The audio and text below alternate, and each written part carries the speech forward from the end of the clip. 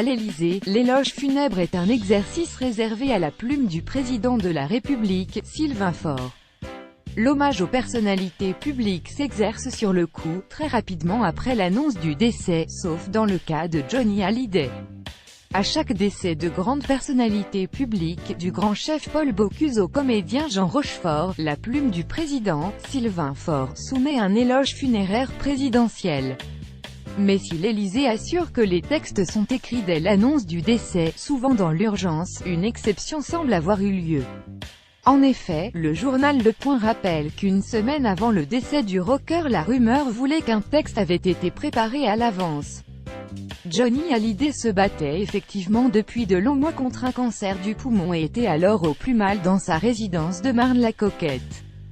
Le texte a été diffusé très vite, dans la nuit du 5 décembre, à 3 h du matin. Dans ce long texte hommage, très travaillé, c'est 21 références à des chansons interprétées par le rocker qu'a glissé Sylvain Faure. On a tous en nous quelque chose de Johnny Hallyday. Celui qui se disait fils de personne, né à Paris, un soir de juin 1943, s'appelait Jean-Philippe Smet et fut rapidement mieux connu sous le nom de Johnny. La rock'n'roll attitude qu'il importa des États-Unis fit de lui l'idole des jeunes dans les années 60, et une figure de la génération yéyé. Lorsque passa le bon temps du rock'n'roll, le public aurait pu l'abandonner. Il n'en fut rien. Une autre vie pour lui commença.